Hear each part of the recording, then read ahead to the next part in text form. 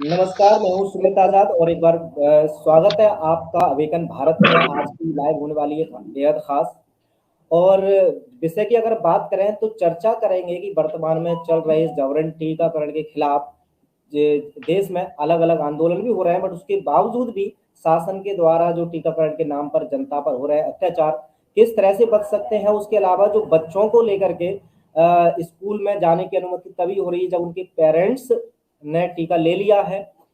उस तरह के माता पिता भी कैसे बच सकते हैं, तो आप हम कुछ समाधान की भी बात करेंगे।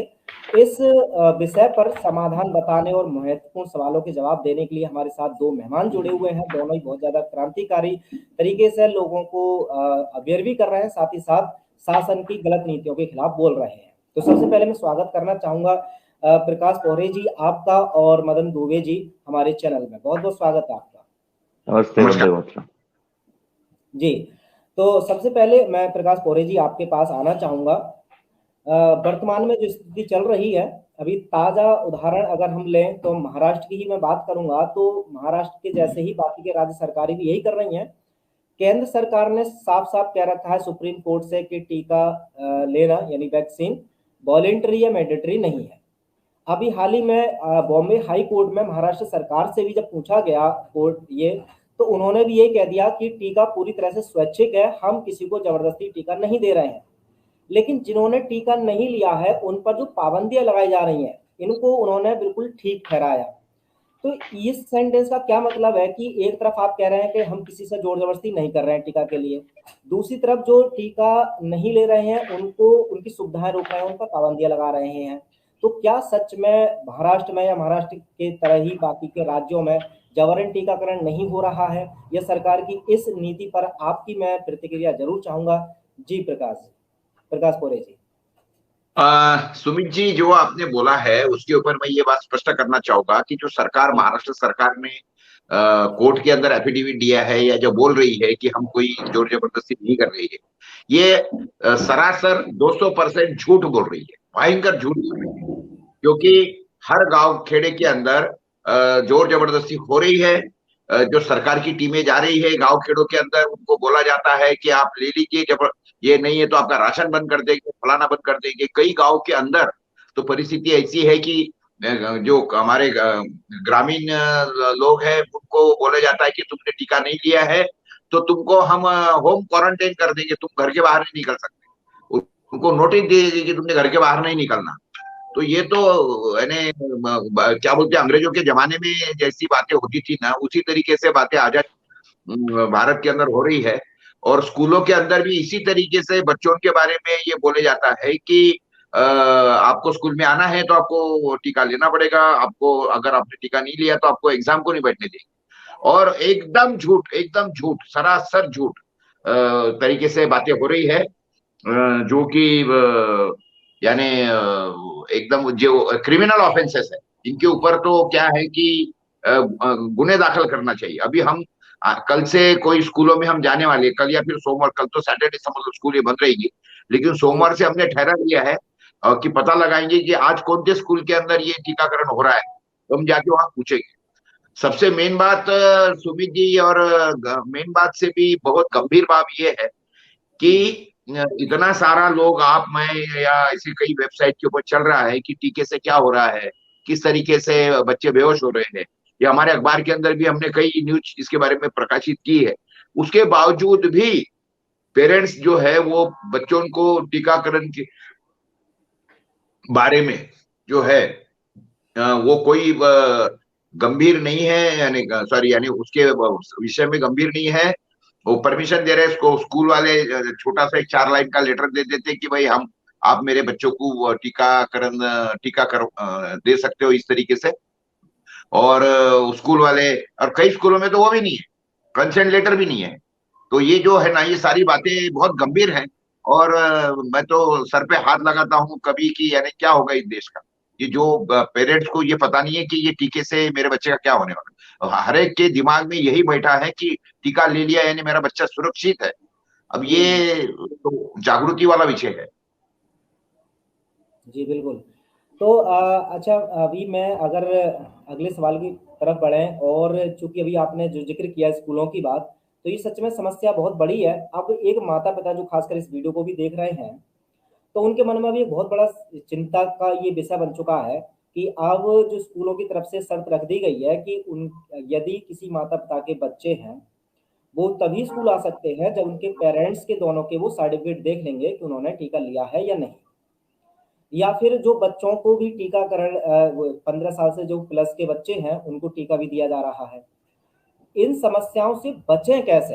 तो पेरेंट्स के लिए मैं चाहूंगा कि आपका मार्गदर्शन हो कि जो भी इस वीडियो को सुन रहे हैं, वो इस जबरन टीकाकरण से बचना चाहते हैं, क्या है उनके पास तरीके इस जबरन टीकाकरण से बचने के? आप मुझसे पूछ रहे हैं सुमित जी? जी प्रकाश पौरे जी, मैं आपसे जानना हाँ, चाहूंगा, उसके देखिए बाद में मदन के पास आऊंगा। इसके बारे में तो ये ज्यादा से ज्यादा पेरेंट्स को बुलाना, उसके बाद में स्कूल में जाना, वहां पे थोड़ा सा क्या बोलते हैं उसको, हंगामा खड़ा करना, और कुछ लेटर्स वगैरह राइटिंग में लेके जाना, यही एक उपाय है, एकमात्र उपाय है। क्योंकि कई स्कूलों में तो जब ऐसा हुआ तो हमारे कुछ कार्यकर्ता वहां गए थे, तो एक स्कूल के अंदर तो वो स्कूल के जो प्रिंसिपल थे उन्होंने पुलिस को बुला लिया कि भाई ये आदमी जो है हमारे काम में दखल अंदाजी कर रहा है। तो पुलिस वहां चले गए, वो कार्यकर्ता को उन्होंने पकड़े। उसके बाद में पुलिस इंस्पेक्टर से मैंने बात किया कि मंडल भाई वो क्या कर रहा है हमारा आदमी वहां पे। वो सिर्फ इतना बता रहा है कि आप जो बच्चों को टीकाकरण कर रहे हो उसके बाप का या उसके पेरेंट्स का कंसेंट लेटर बताइए, और उसके बाद में इस टीका लेने के बाद में जो कुछ होने वाला है उसके बारे में, एडवर्स इफेक्ट के बारे में बताएं। मतलब वो तो कुछ नहीं कर रहे हैं। तो अगर जागृति करना गुनाह होगा तो हम कर रहे हैं, तो आपको उसके बारे में अगर कोई गुन्हे दाखिल करना है हमारे कार्यकर्ता के ऊपर तो जरूर करिए। हमारे एक नागसेन करके एक कार्यकर्ता थे, बोरगांव मंजू करके गांव था, वहां पर उन्होंने बहुत अच्छी तरह, वो मिलिट्री मैन है, अभी भी सर्विस करते हैं मिलिट्री में, तो उन्होंने ये सारा करवाया था। लेकिन मिलिट्री वाला आदमी होने के बाद में जो कि यानी जागरूक है, उसके बाद में थोड़ा समझदार आदमी भी है, तो उसके बाद में उसको इतनी दिक्कत गई है। तो बाकी के तो जगह पे आप देखिए, ये इसके बारे में तो बहुत अंधेर नगरी मची है। लोगों को तो कोई पड़ी नहीं है, और कोई देखिए हमारे देश के अंदर अंग्रेजों ने राज क्यों किया, ये अभी ये मुझसे पता लग रहा है कि इसीलिए कर सके कि यहाँ के जो लोग है ना, ये पूरे यानी अकल के अंधे या दुश्मन है ऐसा बोले तो चलेगा। कोई किसी को लेना देना नहीं क्या हो रहा है उसके बारे में, इसीलिए अंग्रेज हमारे देश के अंदर राज कर सके। सुमित जी मदन आपका दुबे मोबाइल जी, बंद है? मैं आपके पास आना चाहूंगा मदन जी, क्योंकि आप भी जी जिस तरह से जमीन स्तर पर कार्य कर रहे हैं, तो सबसे पहले तो आप प्रशंसा के पात्र हैं, क्योंकि आप जैसे क्रांतिकारियों को देख करके न जाने अब देश में कितने सारे क्रांतिकारी और भी पैदा हो चुके हैं। अब मैं आऊंगा सीधे, अभी 26 जनवरी को आपने एक रैली की थी, जो काफी सारे दर्शकों ने भी देखी, और मुझे भी बहुत अच्छा लगा कि बहुत बड़ी संख्या में आपने सड़कों पर आकर के इस जबरन टीकाकरण के खिलाफ या सर्टिफिकेट के खिलाफ लोगों को जागरूक भी किया और सीधी चेतावनी दी अपने शासन को। मैं उसी अपडेट से शुरुआत करना चाहूंगा कि क्या उस रैली का उद्देश्य था और उस रैली के बाद क्या परिणाम आए, वो जरा दर्शकों को बताएं, मदन दुबे जी।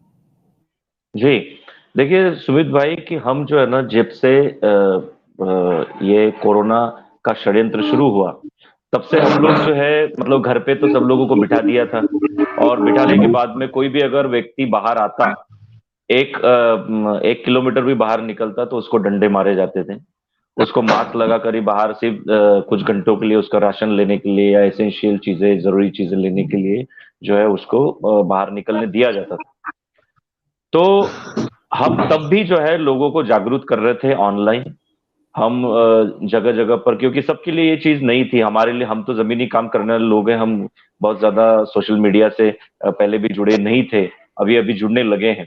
तो हम फिर हमने सीखना शुरू किया सोशल मीडिया का, और लोगों को एटलीस्ट समझाना शुरू किया कि भैया ये जो सब चल रहा है, ये सर्दी खांसी बुखार के जो जैसी जो बीमारी आई है, और उसको कोरोना नाम दिया है इन लोगों ने, और एक बहुत बड़ा षड्यंत्र है। और षड्यंत्र के तहत क्या हो रहा है कि लोगों को लॉकडाउन लगा के बेरोजगार करना। देखो जिस तरह से प्रकाश भाई कह रहे थे कि अंग्रेज हमारे देश में तभी राज कर पाए जब उन्होंने इस देश की सिस्टम को तोड़ा, तो इस देश की सिस्टम को फिर से एक बार तोड़ने की कोशिश हो रही है। और अंग्रेजों ने पहले क्या किया था कि हमको आर्थिक रूप से पहले खत्म किया था। आर्थिक रूप से जब कोई देश खत्म हो जाता है, वो गरीबी के करार पे आता है, कगार पे आता है, वो वहां के लोग बेरोजगार हो जाते हैं। मतलब कि लॉर्ड मैकॉले जो है 1835 में कहता है कि I travel in this country from top to bottom and length to breadth but never seen a single beggar and single person who is sitting at a one place without work. I have seen such a wealth in this country that we are not think to conquer this country. मतलब इतनी मैंने एक भी भिखारी नहीं देखा, एक भी बेरोजगार नहीं देखा, और इस देश में इतनी ज्यादा धन दौलत है कि लोगों को पैसा गिनने के लिए भी समय नहीं है। तो ऐसे जगह को, ऐसे देश को हम गुलाम नहीं बना सकते। तो फिर उसको पूछा गया कि भाई क्या करना चाहिए, तो बोले पहले इस देश के एजुकेशन सिस्टम को तोड़ो और इस देश को गुलाम बना, मतलब गरीब बनाओ, क्योंकि उसके एजुकेशन सिस्टम में ही जो है उसकी अमीरी छुपी हुई है। तो उन्होंने क्या किया, इस देश को पहले गरीब बनाया, इस देश के नौजवानों को बेकार बनाया, बेरोजगार बनाया, और फिर उनके ऊपर अपने कानून को इम्प्लीमेंटेशन किया। तो ऐसा ही अब कुछ खास हो रहा है। आपको मैं खास न्यूज बताना चाहता हूँ, कल की रात की है कि लोकल में अभी आप सब तरफ जो है आप देख रहे होंगे कि ये new world order, new world order, new world event, बड़े बड़े लोगों की जो है मीटिंग्स हो रही है, जिसमें हमारे महाराष्ट्र के मुख्यमंत्री, फिर ये श्रीदेवी की लड़की है वो है, और बड़े बड़े अनिल कपूर है, उसकी लड़की है। तो ऐसे जो है बड़े बड़े नामों को लेकर जो है दिल्ली में एक बहुत बड़ा इवेंट भी बीच में हुआ, और उसको न्यू वर्ल्ड ऑर्डर का नाम दिया, न्यू वर्ल्ड इवेंट का नाम दिया। जगह जगह पे आप न्यू वर्ल्ड ऑर्डर का की बात आप सुन रहे होंगे कि क्या है न्यू वर्ल्ड ऑर्डर। तो पता चलता है कि अब हमारी सरकारें खुलकर भी न्यू वर्ल्ड ऑर्डर लिखना शुरू कर रही है, मगर जनता को ये पता ही नहीं कि न्यू वर्ल्ड ऑर्डर क्या है। मैं आपको लोकल की बात बता रहा हूँ, मुंबई में लोकल चलती है, इस लोकल में किसी ने रात को जो है कल या परसों पेंटिंग कर दिया एक डब्बे में त्रिकोण का त्रिकोण आकार का एक सिंबल बनाया, उसके बीच में एक आंख बनाई, और खून निकलते हुए ऐसे शैतान का जो चित्र है इल्यूमिनेटी का, वो कल्याण के चेंबूर स्टेशन पर जब वो गाड़ी पहुंची तो वहां पर बैठे हुए लोगों ने देखा कि उसके छत के ऊपर भी ये चिन्ह बनाया गया है, दीवारों के ऊपर भी चिन्ह बनाया गया है। तो ये चिन्ह क्या दर्शा रहा है, ये गुलामी का, हमको गुलाम बनाने का एक प्रतीक जो है अब सरेआम लोग लिखना उन्होंने शुरू कर दिए। कुछ लोग जो है वो अपनी टी शर्ट पहन कर भी उसको दिखा रहे हैं कि भाई ये वन आंख वाला जो है, एक त्रिकोण वाला जो है, ये एक सिंबल है इल्यूमिनेटीज का, और ये आपको जो है गुलाम बनाएगा। तो इन लोगों ने पूरी तरह से तैयारी कर ली है कि पहले हम लोगों को लॉकडाउन लगाकर, ऐसे सब लगाकर उसको हम लोगों को बेकार बनाया जाए, हमको आर्थिक रूप से खत्म किया जाए, और हमको जो है हमारी तबीयत खराब कर दी जाए, ये वैक्सीनेशन ले लेकर, जबरदस्ती देकर। तो वैक्सीनेशन की जबरदस्ती आरटीआई में नहीं है। भारत सरकार के, केंद्र सरकार के आरटीआई हमारे पास में है। हमने health and ministry of family welfare को आरटीआई लिखे थे, वो हमारे कार्यकर्ताओं ने, तो उसके आरटीआई हमारे पास है। मास्क पहनना कंपलसरी नहीं, उसके आरटीआई है। आरटीपीसीआर करना कंपलसरी नहीं है। ये सब आरटीआई होने के बावजूद भी लोग जो है जाकर जो है वो वैक्सीनेशन लगा रहे हैं। और सरकारें जो है वो पूरी तरह से, जिस तरह से प्रकाश भाई कह रहे थे कि पूरा झूठा काम कर रही है, मैं 100% नहीं, 200% नहीं, 300% कहना चाहता हूं कि ये पूरी तरह से गलत काम सरकारें कर रही है, जो सच को छुपा रही है।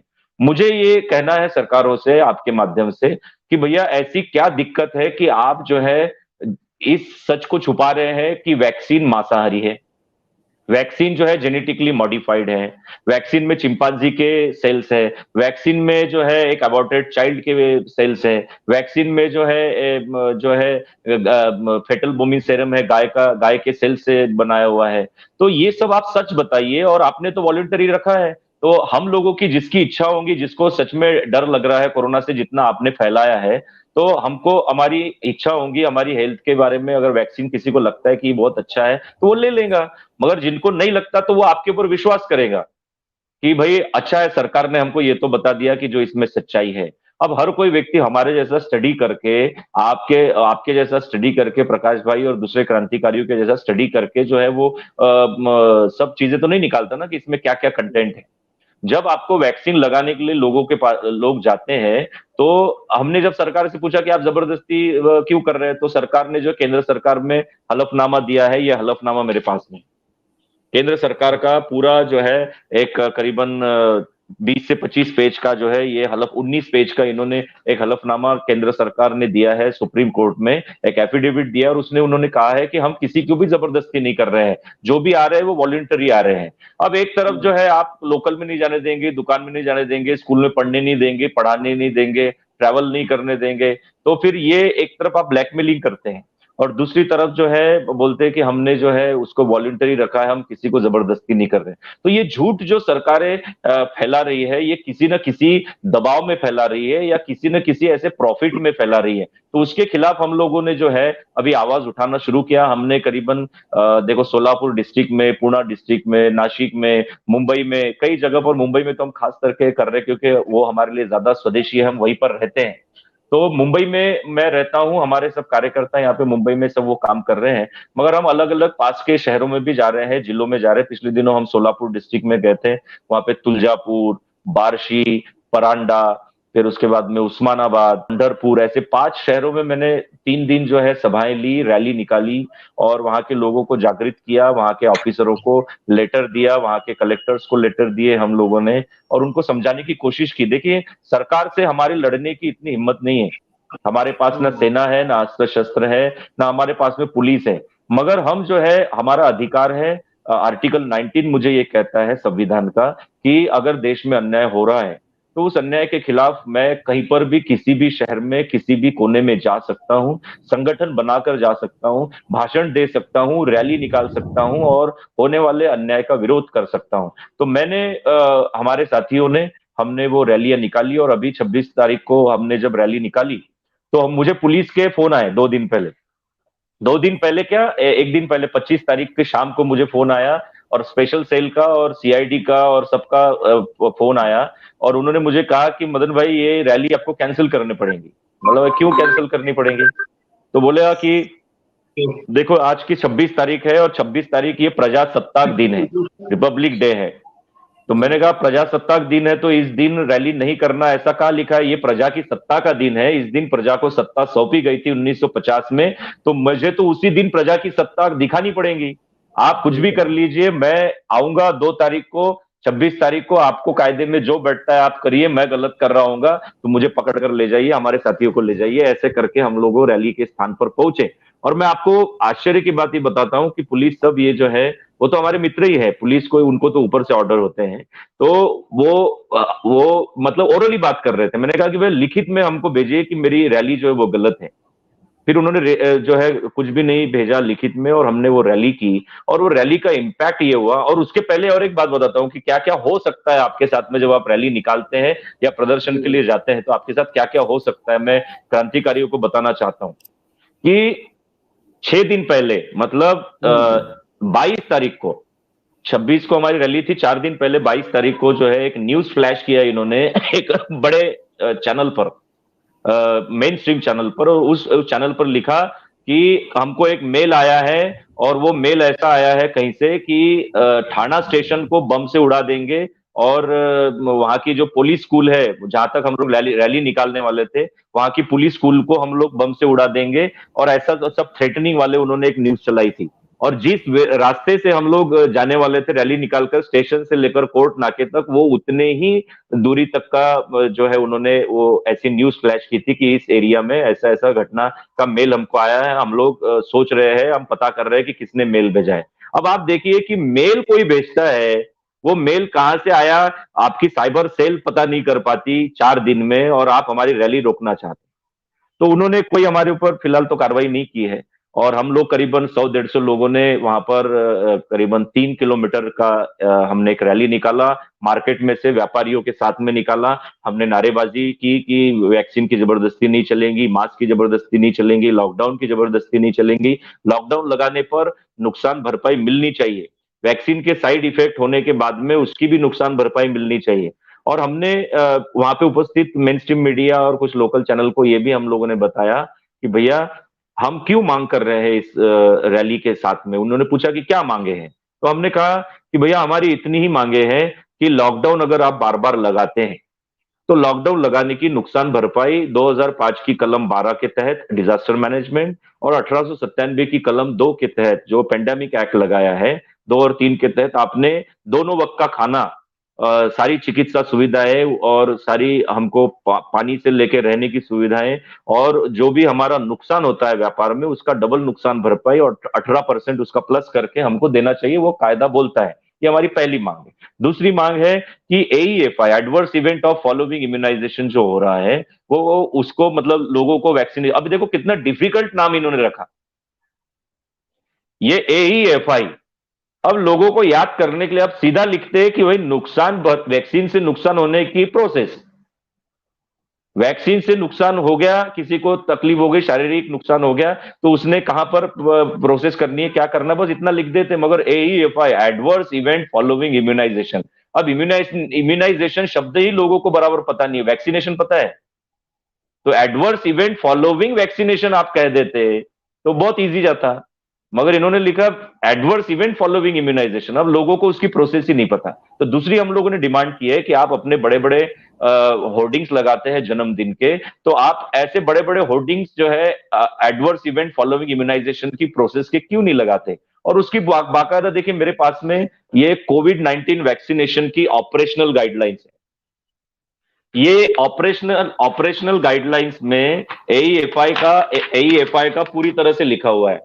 ये फैमिली वेलफेयर का, हेल्थ एंड फैमिली वेलफेयर का ये वाला है, इसके अंदर उन्होंने AEFI की प्रोसेस दी है। ऐसी की ऐसी ही प्रोसेस उठाकर हमको जो है वो बड़े होर्डिंग्स पर लगा देनी है। ये दूसरी डिमांड हमने की। तीसरी डिमांड हम लोगों ने की कि भैया ये जो स्कूल में जो वैक्सीनेशन हो रहा है, वो वैक्सीनेशन बच्चों का 15 से 18 साल तक के आपने किया है, उसके साइड इफेक्ट्स बच्चों को होने लगे, बच्चे चक्कर आकर गिर रहे हैं, कई बच्चियों की जान चली गई है, कई बच्चे जो है उसके किसी को हाथ लूला हो रहा है, किसी का पैर लूला हो रहा है, किसी की आंखें जा रही है, तो ये इस तरह से साइड इफेक्ट्स देखे जा रहे हैं। तो आप वो कहते हैं, जब हम स्कूलों के पास जाते हैं तो स्कूल कहती है कि भैया हमको तो शिक्षा मंत्री की तरफ से ऑर्डर है, हमारे पास तो सेक्रेटरी का ऑर्डर है स्टेट के। तो हम उनको समझा रहे हैं कि आप जो उनका सम्मति पत्र लेते हैं पेरेंट्स का, उस पेरेंट्स के सम्मति पत्र में कोई भी स्कूल जो है ना उसके साइड इफेक्ट्स लिखकर नहीं दे रही है। अगर स्कूलें साइड इफेक्ट्स अगर लिखकर नहीं दे रही है तो आपका भले ही वो स्टूडेंट हो, एक पेरेंट्स का वो बच्चा हो, मगर भारत मेरा देश है और भारत सारे भारतीय मेरे भाई बहन है, और मेरा संविधान मुझे अधिकार देता है कि कहीं पर भी अन्याय हो रहा हो और मानव वध अगर करने की कोशिश की जा रही है तो हम उसमें इंटरवेंट करेंगे। और हमने बाकायदा जो है स्कूलों को बाय पोस्ट, रजिस्टर पोस्ट जो है, हमने उनको ये सारे कागज जो है नोटिस भेजे हैं कि भैया आप जो भी कंसर्न लेटर लेंगे उसके ऊपर इसके इफेक्ट और उसके साइड इफेक्ट्स लिखकर देना बहुत जरूरी है। अगर आपने ऐसा कंसर्न लेटर स्कूल के रबर स्टैंप लगाकर या उनके लेटर हेड पर नहीं भेजा है कंसर्न लेटर, तो आपके ऊपर सिंपल अगर आप उनसे कंसर्न लेटर लिखकर दे रहे हैं तो हम आपके ऊपर कार्रवाई करेंगे एक जागरूक नागरिक के तहत। तो ये तीसरी मांग हमारी थी। चौथी मांग हम लोगों ने की कि जितनी भी मेन स्ट्रीम मीडिया है वो, अभी देखो कि लंदन में, ब्रिटेन में और फ्रांस में कई जगह पर जो है ऐसे देश है जहां पर ये बंद कर दिया है पूरी तरह से। वहां पे कोई मास्क नहीं है, कोई सोशल डिस्टेंसिंग नहीं है, वहां पर कोई वैक्सीनेशन नहीं है, उसके सर्टिफिकेट दिखाने की जरूरत नहीं है, कुछ नहीं है। तो आप अब किसकी, कनाडा में कितना आप किसकी राह देख रहे हैं? आपने तो एक रात में आप डेयरिंग करते हैं कि पूरा लॉकडाउन लगा देते हैं, लोग जो है पैदल पैदल चल के जा रहे हैं। अभी आपने रथ यात्रा निकाली, आपके रथ जो है प्रमोशन के लिए आपके पूरे उत्तर भारत में घूम रहे हैं अलग अलग पार्टियों के। मगर जब हमारे मजदूर जो पैदल चल के, उत्तर भारतीय हो या बिहारी मजदूर हो या झारखंड के मजदूर हो, गरीब प्रदेशों से आए हुए मजदूर हो अलग अलग, वो लोग जब पैदल चल के जा रहे थे तो तब आपके ये रथ कहां थे? आज आप प्रमोशन के लिए इतने रथ निकाल रहे हैं जगह जगह पर, मैं देख रहा हूं, मगर उस वक्त आपके रथ कहां थे? तो मैं वोटिंग करने वाले इन सभी लोगों को यह कहना चाहता हूं कि जब आपको जरूरत थी उस वक्त इनके रथ जो है घर में बंद पड़े हुए थे, और अब जब आपको आपके वोट की जरूरत है तो इन्होंने अपने रथ सुसज्जित करके खुद के लिए निकाले हैं और खुद एसी में घूम रहे हैं। ऐसे लोगों को आपने वोटिंग करनी चाहिए या हमने इन पार्टियों का बायकॉट करना चाहिए। तो ऐसी रैली का बहुत अच्छा प्रभाव पड़ा है। और महाराष्ट्र के महाराष्ट्र की कैबिनेट की कल बैठक हुई और उसमें उन्होंने बताया है कि हम, ऐसा हो सकता है कि कुछ ही दिनों में महाराष्ट्र में आपको बिना मास्क के लोग दिखाई दे। तो रैलियों का इफेक्ट तो पड़ता है। बहुत बहुत ये बहुत ही मदन भाई शानदार। ये बोल रहे हैं ना कि महाराष्ट्र गवर्नमेंट सोच रही है वगैरह, कुछ नहीं है, ये नंबर एक नालायक और नौटंकी की बात सरकार है। ये कुछ करने वाली नहीं है जब तक कि इनको डंडे नहीं पड़ेंगे या लोग भी नहीं। पहली बात समझिए, ये जो अपना आरोग्य मंत्री है ना टोपे, उससे मैंने पिछले बार बात किया था कि ये लोगों को राशन नहीं दिए जा रहे, कलेक्टर ने ऐसे फतवे निकाले हैं, सैलरी रोकने की बात कर रहे हैं। बोले नहीं ये तो बहुत गलत है, ऐसा नहीं हो सकता। वो मेरा वीडियो उसके साथ का जो ऑडियो था वो फेमस भी हुआ था। जी और वो बोले कि मैं बिल्कुल आज शाम तक के बंद कर देता हूँ ये सारा, ऐसा जो भी निकाल रहे हैं। ये कलेक्टर लोगों को अकल नहीं है, वो कुंटे नहीं निकाला है बोले, क्योंकि उसको प्राइम मिनिस्टर ने बोला है करके वो बोले एकदम फूल गया, मेंढक के जैसा फूल गया, इसलिए उसको कुंटे लगता है कि नहीं, वो विचार सुनील चौहान दादा, सुनील औरंगाबाद का चौहान। जो सुनील चौहान करके जो कमिश्नर था हाँ। उसने बोले ये ऑर्डर निकाली है। बोले बाकी के मतलब भाई सभी कलेक्टरों ने ये निकाली है, और सभी लोग इसी तरीके से एक्ट कर रहे हैं, लोगों को जोर जबरदस्ती कर रहे हैं, रेशन बंद करने की बात कर रहे हैं। मैंने बोला भाई जी भारत देश के अंदर जब ये चल रहा है, क्या बोलते हैं उसको, अपना फूड सिक्योरिटी एक्ट लगा है, ऐसे इसके अंदर आप कैसे उसको बोल सकते हो कि आपने वैक्सीन नहीं लिया है तो आपको राशन बंद कर देंगे? मतलब नहीं, बोले कर ही नहीं सकते, कर ही नहीं सकते। ये कौन बोल रहा है? ये स्टेट का कैबिनेट मिनिस्टर बोल रहा है। और उसके बाद में अभी भी चल ही रहा है, अभी भी उसी तरीके से चल रहा है, रिटर्न में चल रहा है, रिटर्न में चल रहा है। बोलो आप मुझे कितने झूठे और कितने मक्कार और नालायक लोग हैं, एक बात समझिए आप। जी। अच्छा और प्रकाश जी, एक प्रकाश और भाई, सवाल और मैं पूछना चाहूंगा प्रकाश पौरे जी आपसे, क्योंकि अभी आपने कहा था कि जिस तरह से अभी मदन जी ने कहा कि भाई स्टेट गवर्नमेंट की तरफ से कुछ हो सकता है फैसला आ जाए, लेकिन आप जो कह रहे हैं वो सच्चाई है, क्योंकि ये लोग ऑफिशियल तरीके से दिलासा दे देते हैं कि हाँ इस रूल को बदला जाएगा या हम जबरदस्ती नहीं कर रहे हैं, लेकिन साफ साफ ये दिख रहा है कि चाहे वो राज्य सरकार हो चाहे केंद्र सरकार हो, मनमानी तो कर ही रहे हैं और जनता पर अत्याचार कर रहे हैं। लेकिन इसका अगर एक कारण देखा जाए तो सरकार जो अपनी मनमानी कर रही है, गलत नीतियों को भी थोप रही है जनता पर, तो इसका सबसे बड़ा एक कारण है कि जनता को इस षड्यंत्र के बारे में अवेयरनेस बहुत ज्यादा कम है, और यही वजह है कि जनता बहुत बड़े लेवल पर सरकार के खिलाफ नहीं बोल पा रही है। अब मैं जानना चाहता हूं प्रकाश जी, जैसा कि चूंकि आपका पहला ऐसा न्यूज़पेपर था जिसने षड्यंत्र के खिलाफ छापने की हिम्मत की, और लगातार तब से लेकर के आप छापे जा रहे हैं, लेकिन बाकी के अन्य अगर प्रिंट मीडिया की बात करूं या स्ट्रीम मीडिया की बात करूं, तो उनमें इतनी हिम्मत क्यों नहीं है? क्योंकि कार्य तो उनका भी इन्वेस्टिगेशन का रहता है, ऐसा तो हो नहीं सकता कि भी उनको शायद इन चीजों के बारे में पता ना हो। जो आंकड़े देती है कि आज इतने लोगों का वैक्सीनेशन हो गया, इतने लोगों ने टीका ले लिया, वहीं पर एक कॉलम में वो डाटा क्यों नहीं बताती मीडिया कि इतने लोगों को इसके एडवर्स इफेक्ट हुए या इतने इसके नुकसान हुए। तो जो स्ट्रीम मीडिया या प्रिंट मीडिया दोनों ही इस षड्यंत्र के बारे में नहीं बता रहे हैं, लोगों को अवेयर नहीं कर रहे हैं, इसके पीछे क्या है सच्चाई? प्रकाश जी मैं आपसे जानना चाहूंगा, क्या वो इस बात अवेयर नहीं है या फिर वो भी षड्यंत्र का हिस्सा है? फोन पे अगर फोन सुन करो। पा रहे हो प्रकाश जी तो मैं आना चाहूंगा आपके पास, कि जो मीडिया नहीं दिखा पा रही है सच, जो हम या आप जैसे लोग दिखा रहे हैं, जानबूझ करके नहीं दिखा रहे हैं, षड्यंत्र का हिस्सा है मीडिया, या फिर उनको इस षड्यंत्र के बारे में पता ही नहीं है? देखिए सुमित जी, एक तो बात ऐसी है कि अखबार वाले जो है, देखिए मैं तो एक अखबार का मालिक और संपादक हूँ। यहाँ जब जी मैं खुद कन्विंस हूँ करके ही मेरे अखबार के अंदर ये बातें छप रही है। बाकी के हम्म, अखबारों के जो मालिक हैं वो खुद कन्विंस है इस बात से कि कोरोना नाम की चीज है, हाँ बहुत बड़ा है, खतरनाक है। तो इसीलिए जब वो खुद ही कन्विंस है इस बात से कि कोरोना है, तो उनके रिपोर्टर ने कितना भी बोल दिया तो वो तो बोलेंगे साले तो बेवकूफ है, पागल है। एक, और दूसरी बात ऐसी है कि उनको ऐसा लगता है कि भाई अगर अपन ने सरकार के इसके खिलाफ में छाप दिया तो अपनी एड बंद हो जाएंगी, फलाना हो जाएगा। अभी उन लोगों को ये भी अकल नहीं कि जब मैं इतना नंगा छाप रहा हूँ मेरे अखबार के अंदर, मेरा सरकार कुछ बिगाड़ नहीं पा रही है, तो उनका भी क्या बिगड़ेगा। और जबकि ठीक है, मैं ऐसा समझता हूँ शुरुआत में महीने 2 महीने हमने उनको माफ करना चाहिए कि भाई ध्यान में नहीं आया। अरे लेकिन मेरे भैया अभी 2 साल हो गए हैं कि 2 साल के अंदर भी तुम लोगों को अगर इतनी अकल नहीं आ रही है कि ये साली नौटंकी है, सारी बदमाशी चल रही है, जो लोग मरे हैं ना। देखिए एक बात जानिए रखिए, इन्होंने क्या किया है, इन्होंने जो बड़े बड़े लोग थे ना उन्हीं लोगों को पकड़े और हॉस्पिटल में डाल दिया। और हॉस्पिटल में डालने के बाद में इन्होंने, आपको पता है कि शुरुआत के काल में इन्होंने जो ये प्रोटोकॉल बनाया था उसका कोरोना का, तो वो यही देना है, यही दवाई देनी है, वही दवाई देनी है। उसके कारण लोगों की तबीयत खराब हुई। वो उसके बाद में इमीडिएटली उसको वेंटिलेटर पे डालना, ऑक्सीजन डालना, और उसके बाद में फिर उसको रेमडेसिविर ठोकना, तो उसके कारण लोग तो मरे। अच्छा, क्या है कि मरता क्या न करता, लोग वो पकड़े गए और लोग वो लोगों को मारे गए कि जो एक तो धनी है, उनको कोई पैसे की फिक्र नहीं, 2 3 4 5 10 50, मैंने तो ऐसे कई लोग देखे कि 50 50 लाख 1 1 करोड़ रुपए बर्बाद किए लोग इसके अंदर। तो क्या हुआ, ऐसे लोगों को मारे इन्होंने, तो क्या होगा, एक दहशत पसर गई है कि नहीं यार ये है यार खतरनाक है, तो भी है कोरोना नाम, ये जो बोल रहे हैं ना, ये बोलने वाले लोग पागल है। मेरे को तो पागल बोलते थे ना लोग, और अभी भी बोलते हैं वो हिसाब से, क्यों यार तुम्हारी तो बात ही अलग है, तुम्हारी तो क्या। अरे मन्ना भैया, 22 महीने से मैंने आज तक के मास्क नहीं लगाया, 22 महीने हो गए आज। उतना ही छोड़ो, मैं तो कोरोना के वार्डों में जाता हूँ, कोरोना के पेशेंट को मिलता हूँ, गले से मिलता हूँ, उनके हाथ से मैं रोजी रोटी, क्या बोलते हैं उसको, मिठाई खाता हूँ उनके हाथ से, उनको खिलाता हूँ। अब ये जब, अरे अच्छा, सारी इसकी न्यूज छपती है मेरे अखबार के अंदर, वो पढ़ने के बाद में भी उनको अकल नहीं आती है, और वो देखने के बाद में भी डेयरिंग नहीं आता।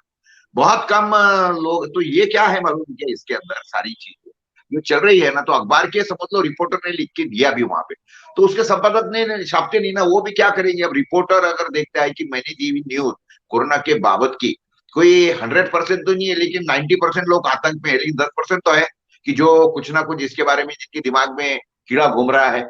लेकिन अगर वो ये चाहते हैं कि मालक या संपादक बोल ही नहीं रहा, जब संपादक ने खुद बोल दिया कि नहीं मुझे इसके बारे में, मेरे अखबार के अंदर तो मैंने एकदम स्टैंडिंग इंस्ट्रक्शन देख रखा है कि तुमने कोरोना फैलाने वाली, लोगों में डर फैलने वाली, आतंक बसरने वाली एक भी न्यूज दी है तो सोच के रखो। तो मेरे अखबार में तो मैं न्यूज नहीं छपने देता हूँ इस तरीके से।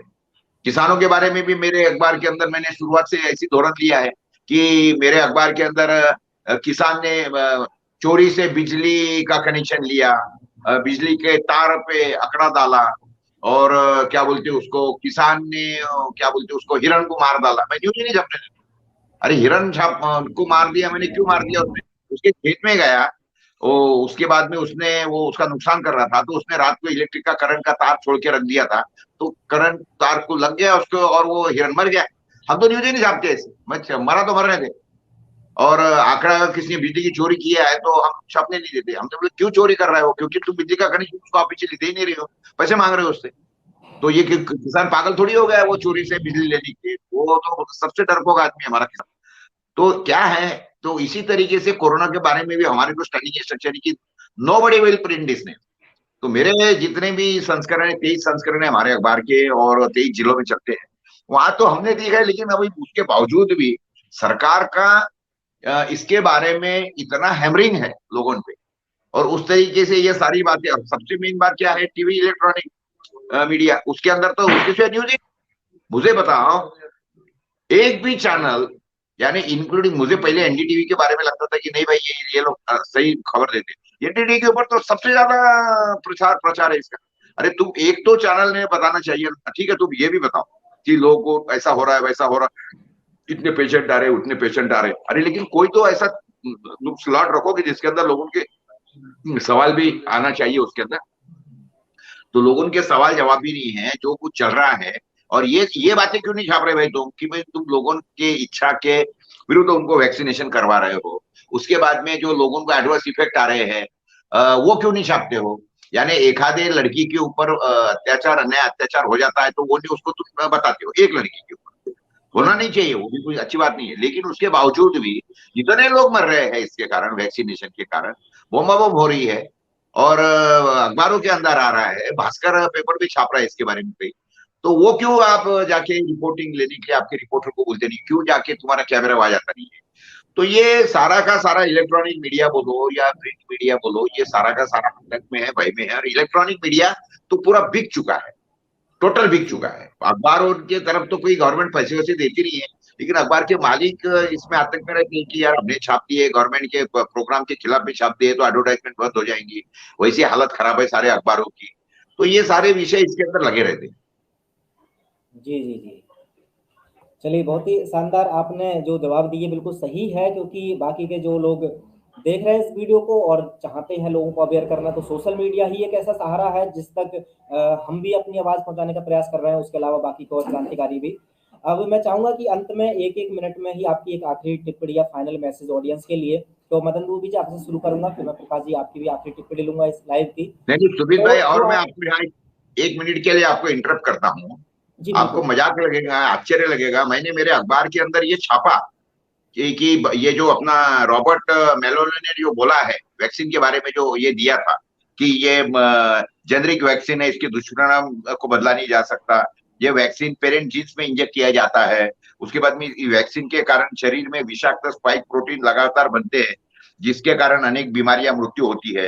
ये स्पाइक प्रोटीन बच्चों के खास अंगों को स्थायी नुकसान पहुंचाता है। प्लस इस वैक्सीन के कारण मस्तिष्क, नर्व सिस्टम, हृदय, नर कोशिकाओं में ब्लड क्लॉट जमा होते हैं।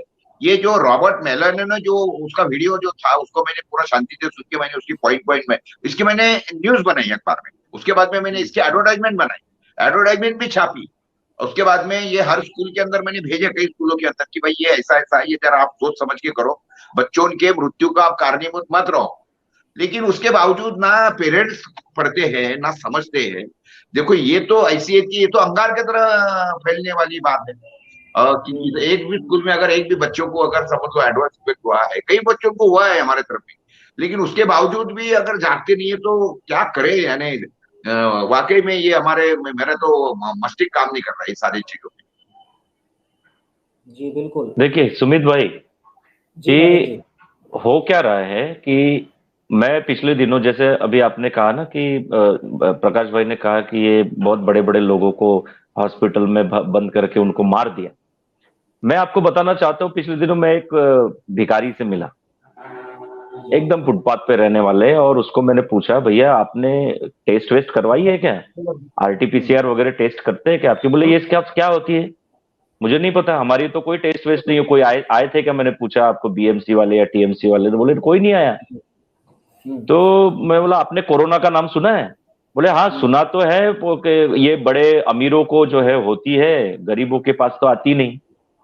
मैं आपको बताऊं कि एक ऐसा परिवार जो फुटपाथ पे रह रहा है, मैं उसको हमेशा से देखता रहा जब मैं कॉलेज जाता था। तो मतलब उस रास्ते से कॉलेज के, मुंबई यूनिवर्सिटी के, तो देखता था मैं कि ये यहीं पर वो बच्चे छोटे छोटे पैदा होते हैं, और वहीं पर जो है बड़े होते हैं, वहीं पर जन्म होता है उनका, वहीं पर खाते हैं, वहीं रहते हैं, कचरे में सब करते हैं। मगर वो उन लोगों को किसी को कोरोना वोरोना कुछ नहीं हुआ, ना उनकी टेस्ट की गई, ना उनको वैक्सीनेशन दिया गया, ना वो वैक्सीनेशन लेने के लिए गए, ना उनको कोरोना टाइप, सिर्फ नाम सुना है उन्होंने। ऐसे आप पूछिए तो पता चलता है कि गरीब देशों ने भी ये वैक्सीन, ये कोरोना गरीब देशों तक नहीं पहुंचा है। मेरे पास में जो लिस्ट है कि तुर्कमेनिस्तान, उत्तर कोरिया, तजाकिस्तान, दक्षिण सूडान, यमन, साओ तोमे, फिर अफ्रीका, अफ्रीका। एनप्रिसिपी, कोमोरोस, मलावी, बोत्सवाना, लिसोवा, सोलोमन, ये जो देश है, उसके बाद अभी जो देशों ने बंद कर दिया ये सब, उसमें तुर्की, ब्राजील, ब्रिटेन, स्वीडन, स्पेन, शेव republic, Mexico, El Salvador, Japan, Singapore, ये 10 देशों ने अभी पूरी तरह से अपने निर्बंध हटा दिए। अब मुझे बताइए कि एक तरफ ऐसे देश जहां पर बहुत गरीबी है, साउथ मतलब दक्षिण अफ्रीका जैसे देश, जैसे तुर्कमेनिस्तान, उत्तर कोरिया, ऐसे सब देश आते हैं जहाँ पे गरीबी है, या वो वहां पर पहुंचा नहीं है। तो गरीबों की ये बीमारी है ही नहीं, ये अमीरों की बीमारी है, जिनके पास में पैसा है वो।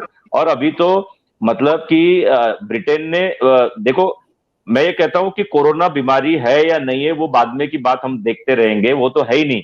मगर फिर भी आप अगर सरकारें बोल रही है, तो ये मीडिया इतनी बड़ी न्यूज क्यों छुपा रही है कि ये ब्रिटेन ने बंद कर दिया? जी ब्रिटेन जैसे देश ने बंद कर दिया, ये न्यूज छुपाई जा रही है मीडिया के थ्रू, ये मुझे बड़ा आश्चर्य होता है। कोई अखबार में छपी नहीं है सिवा कोई देशोन्नति की। अखबार में नहीं छपी, नहीं कुछ हिंदी अखबार में छपी थी, मगर मेन स्ट्रीम पे तो मैंने देखा ही नहीं। मुझे तो ऐसा लगता है कि क्या कई बार लोगों को दिखाते, बोले यार मेन स्ट्रीम में तो हमने देखा ही नहीं, ये झूठ होंगी। तो अब हमने जो है, और मैं आपको बताऊं कि मेरे पास में मतलब ये जो AEFI है, एडवर्स इवेंट फॉलोइंग इम्यूनाइजेशन के, वर्ल्ड वाइड कितने लोगों को उसका इफेक्ट हुआ इम्यूनाइजेशन के बाद, वैक्सीनेशन के। तो मैं WHO की ऑथराइज्ड एक जो उनकी वेबसाइट है उसके ऊपर मैं निकाल रहा था, तो मेरी उंगलियां थक गई उसको स्क्रोलिंग कर करके, उसका कॉपी पेस्ट कर करके। मैं 3 दिन से आज तक उसको कॉपी पेस्ट नहीं कर पाया हूं, समय के चलते भी। मतलब कुछ ऐसी चीजें होती है जो छोटी होती है कि हम तुरंत कॉपी कर सकते हैं, मगर ये एडवर्स इवेंट की लिस्ट इतनी बड़ी है कि ब्रेन के एडवर्स इवेंट, आईज के एडवर्स इवेंट, ईयर्स के एडवर्स इवेंट, माउथ के एडवर्स इवेंट, थ्रोट के एडवर्स इवेंट्स, लंग्स के, छाती के, हार्ट के, आपके ब्लड के, आपके लिवर्स के, ऐसा करते करते पूरे बॉडी में एडवर्स इवेंट की उन्होंने 28 लाख लोगों की लिस्ट दी है। पूरी दुनिया में 28 लाख लोगों को एडवर्स इवेंट हुए हैं फॉलोइंग इम्यूनाइजेशन, मगर मतलब वैक्सीन लेने के बाद में उनको साइड इफेक्ट हुए हैं, सिंपल भाषा में अगर कहा जाए। मगर सरकारें जो है ना वो किसी भी तरह से उसको दिखा नहीं रही है, कोई भी मीडिया नहीं दिखा रही। तो हमने जो है 1 मिनट में जो आपने कहा ना कि इसके ऊपर क्या मार्ग आप बताना चाहेंगे सामान्य लोगों को, तो मैं आपको इतना ही बताना चाहता हूं, कंपेंसेशन फॉर्म भर भर के दो, जो नुकसान भरपाई हुआ, सबसे पहला प्रोग्राम चलाइए, अपने अपने एरिया में जाइए, उसके हमारे पास में चाहिए तो मेरा नंबर आपके पास में है, मदन दुबे मेरा नाम है, मैं स्वदेशी सेना का राष्ट्रीय अध्यक्ष हूँ, राजीव दीक्षित जी के ट्रस्ट से जुड़ा हुआ हूँ, उनके परिवार से जुड़ा हुआ हूँ। तो मेरा नंबर आप ध्यान रखिए 9769328407, ये मेरा व्हाट्सएप नंबर भी है। मैं, आप मुझे अगर व्हाट्सएप करेंगे तो मैं आपको ये कंपेंसेशन फॉर्म भेज दूंगा। अपने अपने शहर में हर कार्यकर्ता ने अपने अपने व्यापारियों के पास जाना चाहिए, वहां के संगठनों से मिलना चाहिए, उनको ये कंपेंसेशन फॉर्म भर भर के देने चाहिए, और कानूनी तरीके से आपको लॉकडाउन के पैसे मिलते हैं ये उनको समझाना चाहिए। अच्छा, हमको पैसों के लिए हम लोग ये नहीं कर रहे हैं, भगवान की कृपा से हम इतने लॉकडाउन से निकलने के बावजूद भी हम मेहनत कर रहे हैं, मगर फिर से सरकार जो है उसको बंद करना चाहती है। तो एक बार जब सरकार को ये पता चलेगा कि कानून के तहत अब लोग मांगना शुरू कर रहे हैं, तो वो दूसरा लॉकडाउन नहीं लगाएंगे।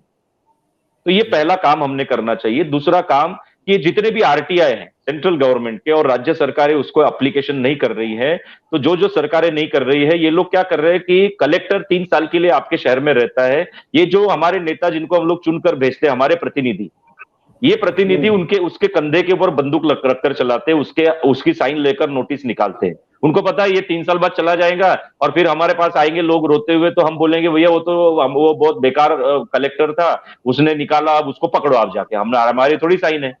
तो हमने हमने बोलना चाहिए कि हमने कलेक्टर को चुनकर नहीं दिया है, हमने आपको चुनकर दिया है, आप रिप्रेजेंटेटिव है, तो हमने उसके खिलाफ जो है वो एक प्रदर्शन करने चाहिए वहां पर। तो ये जितने भी आरटीआई है, ये सब आरटीआई जोड़कर जो भी है उसको एक याचिका दाखिल करनी चाहिए इन सब जो नेता है और जो हमारे प्रतिनिधि है उनके खिलाफ, जो अपने आप को सरकार बोलते हैं।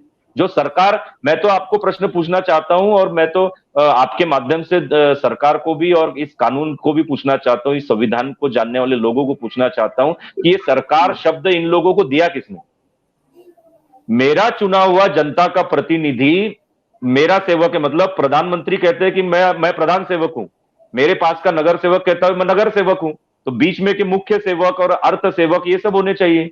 तो इन सबको, इन गाड़ियों के ऊपर जो है भारत सरकार लिखा किसने?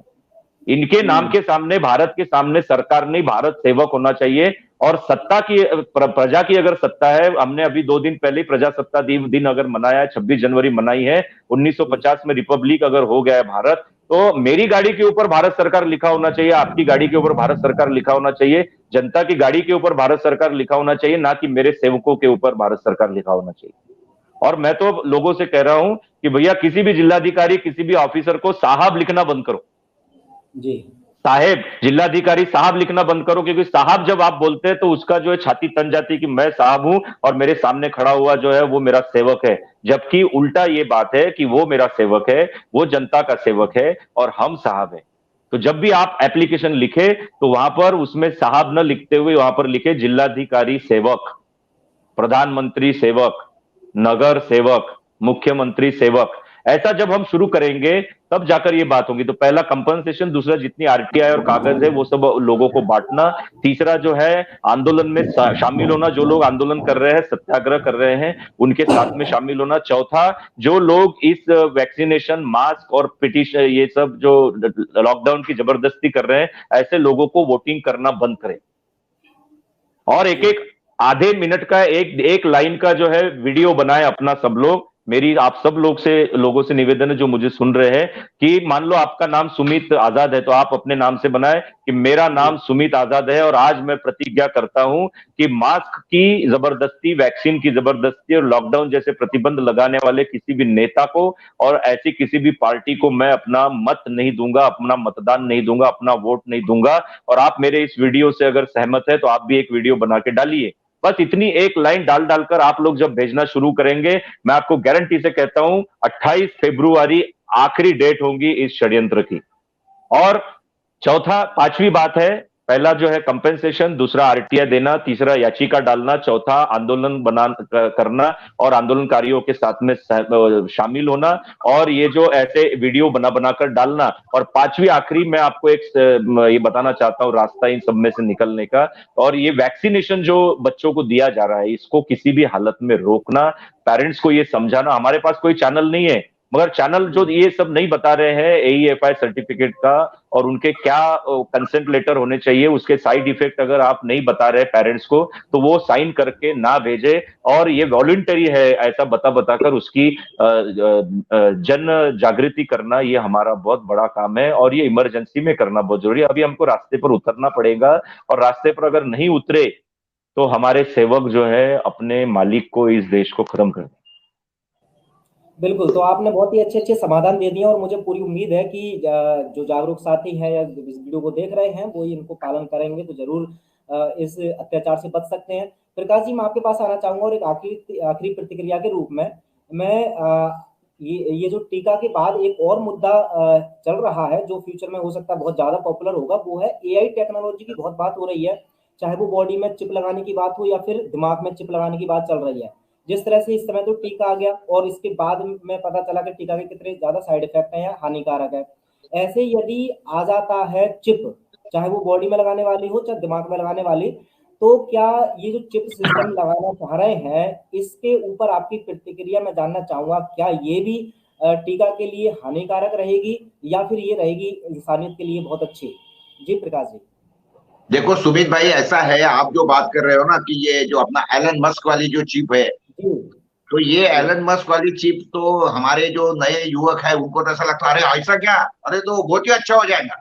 उन गधों को ये लग रहा है कि ये बहुत नई टेक्नोलॉजिकल सोच है। ऐसे भी कई गधे हमारे यहाँ पे, एक बार समझिए, उनको ये नहीं लग रहा कि हमारे जो निजी प्राइवेसी है ये इसको डिस्टर्ब करेगी या हमारे दिमाग को वो कंट्रोल करने वाली बात रहेगी। इन गधों को ये पता नहीं है, इनको ऐसा लगता है कि ये तो बहुत ही टेक्नोलॉजी, ये साइंस का आविष्कार है, बहुत अच्छी बात है कि हमने सोच लिया लाइट बंद तो लाइट बंद हो जाएगी, हमने बोले कि ये क्या बोलते हैं एसी चालू तो एसी चालू, यानी उनको ऐसा लगता है कि ये बहुत नई बात और अनूठी बात होने वाली है। एक बात सामने रखो, जब इन्होंने जो बोला अभी मदन भाई ने, मैं उसके अंदर से थोड़ा बोलना चाहूंगा कि ये तो ये उन्होंने जो बेघर की बात किया, एक बेकारी की बात किया था।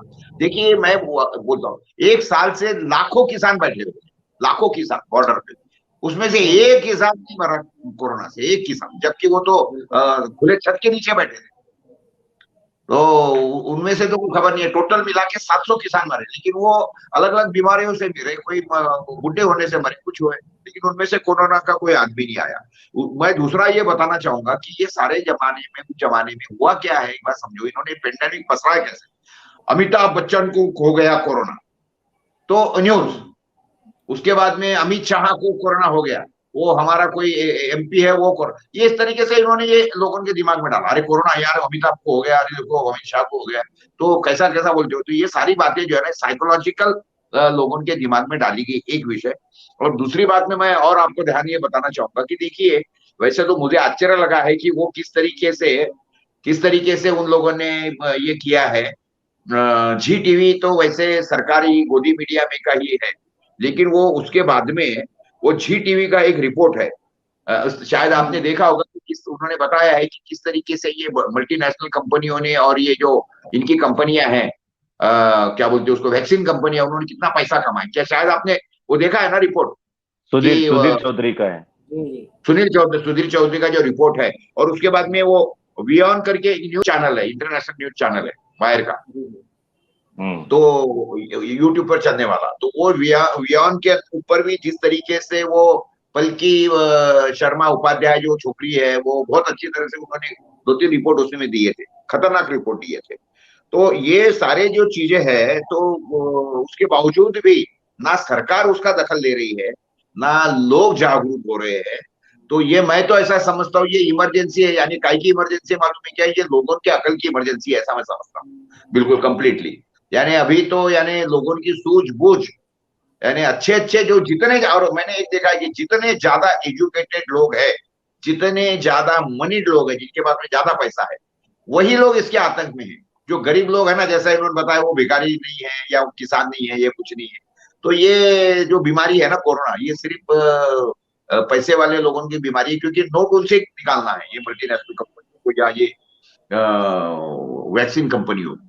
और इसी के पीछे इनका या ये जो वैक्सीन का जो खेल है, ये तो सारा का सारा 100%। 20 रुपए की वैक्सीन देने वाला था ये कभी ना, वो उसने बोला था कि हमारे पास में तो, यानी आधार वो पुना वाला, आधार पुना वाला, यानी कोरोना डिक्लेयर होके 1 महीना हुआ था, उसी समय उस आदमी ने बोला कि हमारे पास तो 5 करोड़ डोज तैयार भी।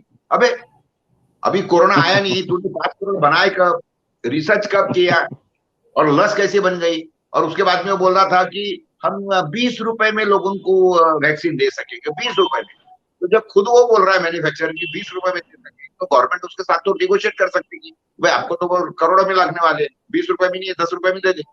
तो वो तो करा नहीं उन्होंने, 20 रुपए की लस इन्होंने 400 रुपए में खरीदी, उसके डिक्लेयर कर दिए कि गवर्नमेंट को 400, स्टेट गवर्नमेंट 600 रुपए, प्राइवेट हॉस्पिटल 1000 रुपए, इस तरीके से इन्होंने खुद ही उसके रेट बना। अब वो लोग कितने कमीने और क्या, यानी देखो, मैं तो समझता हूँ कि ये राफेल घोटाला है, उसके बारे में 70 करोड़ का घोटाला था, उसके बाद में वो अभी ये इसका वो कौन सा 70 नहीं, राफेल का तो बहुत बड़ा घोटाला है, उसके पहले वो था बोफोर्स का घोटाला 70 करोड़।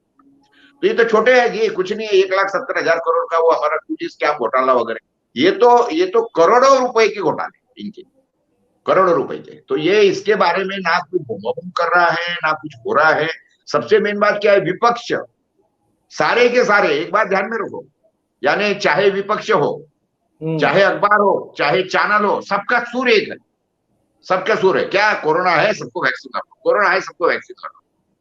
नहीं तो बाकी की चीजों के अंदर तो आपको मालूम है कि सारे का, अगर एक ने बोल दिया ना, राहुल गांधी ने बोल दिया ना कि ये फलाना फलाना आज सूरज जो है ये पूरब से निकला, ये पश्चिम से निकला, तो बीजेपी बोलेंगे नहीं नहीं पागल है, पश्चिम से नहीं निकला, पूरब से नहीं।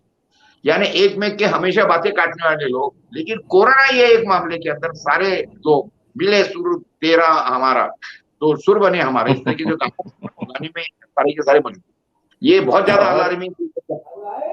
और प्रकाश भाई, हंसी की बात यह है प्रकाश पोरे जी कि जिसने मतलब इस देश में 11,800 लोगों की आज लिस्ट है कि जो वो एडवर्स इवेंट से मर गए, 11,800 लोग, उसको जो है मतलब शर्म है। अकोला के अंदर मेरे माहिती के जिनको मैं जानता हूँ, ऐसे 100 लोगों की तो मेरे पास में लिस्ट है, लेकिन वो लोगों ने रिपोर्ट तक के नहीं करवाया, यानी नहीं करवाया। हाँ, तो ऐसे तो यानी लोगों को लगता ही नहीं कि ये रिपोर्ट करना चाहिए, इसके बारे में गवर्नमेंट से मांगना चाहिए। लज्जा की बात यह है प्रकाश भाई, सुमित भाई, कि जिस लोग जो मतलब सरकार जो ना हमेशा 60% जो ना मौतें छुपा रही है। सरकार की जो AEFI की रिपोर्ट है उसमें 4,000 मौतें होंगी, मेरे पास में 11,800 लोगों की मौतों की लिस्ट है, तो उन्होंने 60% अगर छुपाया है तो इसको मल्टीप्लाई बाय करिए आप 11,800 को, तो वो करीबन 6 लाख के ऊपर की मौतें होती है। तो 6 लाख मौतें अगर हो जाती है इस देश में, तो जिस वैक्सीनेशन से हुई उसको आप पद्म भूषण देते हैं। साइरस पूनावाला, मैं तो उसको साइरस पूनावाला नहीं बोलता, मैं उसको वायरस पूनावाला बोलता हूं। ये वायरस पूनावाला को भारत सरकार ने पद्म भूषण दिया। अरे आप कुछ दिनों के लिए रुक जाते कि ये वैक्सीनेशन से हुई मौतें, उसकी आप CBI जांच करवा लेते, आप उसकी जो है CID लगा देते, कुछ हमारा रॉ लगा देते कि भैया ये आपका इंस्टीट्यूट जला कैसे, आपका बेटा जो है वो ब्रिटेन में जाकर, लंदन में जाकर ऐसा क्यों बोलता है कि गला काट देंगे मेरा अगर मैं सच बोलूंगा तो, और उसके इंस्टीट्यूट को आग लग जाती है, 6-7 लोग मर जाते हैं, उसके ऊपर आप कोई एक समिति बिठाते और उसके बाद में पद्म भूषण देते। आपने ऐसे व्यक्ति को जो एक हमारी नजर में एक आरोपी है, उसको आपने पद्म भूषण दे दिया, तो पद्म भूषण की वैल्यू क्या रही? और मुझे तो पता चला कि वो कुछ लोगों के क्लासमेट है कुछ नेताओं का, इसलिए उस नेताओं ने जब उनको कहा कि भैया हाँ आपको पद्म भूषण देना चाहिए, आपने वैक्सीन बना ली, बहुत अच्छा काम किया। सरकार के पास में तो इस पूरे पेंडेमिक में आप वोकल फॉर लोकल की बात करते हैं, मतलब स्वदेशी की बात करते हैं, तो स्वदेशी की बात करने वाली सरकारें जिनको हमने चुनकर भेजा, वो स्वदेशी शब्द भी जो है डेयरिंग से बोलने की हिम्मत नहीं रखती इस देश में, तो वो वोकल फॉर लोकल अंग्रेजी शब्द यूज करते हैं। तो वोकल फॉर लोकल उन्होंने देश के लोगों के लिए नहीं बोला, देश के लोग वो उन्होंने बोला, विदेशियों को बोला वोकल फॉर आवर लोकल, आप आओ, रेड कारपेट बिछा के हम आपका स्वागत करते हैं। वोकल फॉर आवर लोकल, मतलब हमारे लिए पास में लूट कर ले जाओ। फिर से आप स्वदेशी शब्द यूज कर लेते ना, क्या होता? बिल्कुल। स्वदेशी शब्द क्लियर समझ में आता कि स्वदेशी के लिए आवाज उठाइए, स्वदेशी को प्रेरित करिए। क्योंकि जब आपकी सारी सीमाएं बंद थी दुनिया की, तब इसी देश के किसानों ने, इसी देश के मेहनत वर्गों ने लोगों को खाना खिलाया। आपको तो किसानी करना भी नहीं आती, आपके पास तो नेताओं के पास में कभी हल भी नहीं चलाया होगा। तो ये जो है कि मुझे बड़ी शर्म लगती है मेरे देश में, जब मैं ऐसे देश में रह रहा हूं कि जहां पर इतने लोग मर रहे हैं वैक्सीनेशन से, तो वहां पर उस देश की सरकारें, स्वदेशी की बात करने वाली सरकारें, स्वदेशी की विचार रखने वाली सरकारें, अपने देश की संस्कृति को बचाने की बात करने वाली सरकारें जो है, वो विदेशियों के एलोपैथी को लगा लगाकर अपनी खुद की आयुर्वेद को खत्म कर रहे हैं। और आयुर्वेदिक डॉक्टर नहीं बोल रहे, क्योंकि उनको तो परमिशन, उनको दिया है, एलोपैथी की प्रैक्टिस करने की भी परमिशन दी है उनको। तो उनको बोला जाता है कि आप मुंह अगर खोलोगे हमारे खिलाफ, तो आपकी एलोपैथी की प्रैक्टिस करने की परमिशन हम छीन लेंगे। इसलिए ना होम्योपैथी वाले बोलते हैं, ना आयुर्वेद वाले बोलते हैं, और वो एक सुर में उनके साथ में काम करते हैं। तो मैं आपके माध्यम से यही बताना चाहता हूँ, प्रकाश भाई तो हमारे सीनियर एक्टिविस्ट है, हमारे बड़े भाई है, तो मैं इनके सामने इतना ही कहना चाहता हूं कि देश को अगर बचाना है तो लोगों को जागृत करना पड़ेगा। जगह जगह पर हमको सभाएं लेनी पड़ेंगी, नुक्कड़ नाटक करने पड़ेंगे। जिस तरह से प्रकाश भाई अकोला में जगह जगह पर अपनी तख्ती लेकर खड़े रहते हैं हर दिन 1 घंटा, आपने भी जाकर खड़ा रहना चाहिए। और संविधान का आर्टिकल 19 की कॉपी हर व्यक्ति के हाथ में रख कर खड़ा होना चाहिए कि मेरा अधिकार है लोगों को जागृत करना अगर कुछ गलत हो रहा है। देखो मदन भाई और सुमित भाई, मैं आपको ये और एक बात बताना चाहूंगा, 1 मिनट में कम बंद कर देंगे अभी। तो देखिए 2019 में हमारे देश के अंदर कुल मिला के लोग मरे थे 1,44,00,000, यानी बुढ़ापे से, कोई अलग अलग बीमारियों से, एक्सीडेंट से वगैरह सारे मिला 1,44,00,000। और आपको मालूम है 2020 में जब इन्होंने पेंडेमिक लगाया था, तो हमारे देश के अंदर कुल मौतें हुई थी 1,30,00,000, यानी 14 लाख लोग कम मरे। और ये बोले देश के अंदर महामारी है। अब बोलो, यानी इसके बारे में कुछ सवाल नहीं कर रहा। और अभी मैं आपको दावे से बोलता हूं कि अगर 2022 का अगर हिसाब निकालना चालू कर दिया ना, 2021 और 2022 का, तो जो 2019 में हमारे देश के अंदर 1,44,00,000 लोग मरे हैं, मैं आपको दावे से बोलता हूं कि 2021 के अंदर ये मौतें हुई होंगी 2 करोड़ या 2.5 करोड़, और अभी 2022 के अंदर आप देखे जाएंगे ना, तो ये मौतें हो जाएंगी 3.5 करोड़, 3.5 करोड़ डेफिनेटली, क्योंकि अभी वैक्सीन लग चुके हैं, वैक्सीन से लोग मरने लगे। लेकिन इसकी कोई जांच नहीं होगी, कोई इसके बारे में रिसर्च नहीं बनेगा, कोई टीम नहीं लगेगी डेफिनेटली, यानी इतने नालायक है सब। तो ये अच्छा, इसके बारे में लोगों में जागरूकता नहीं है।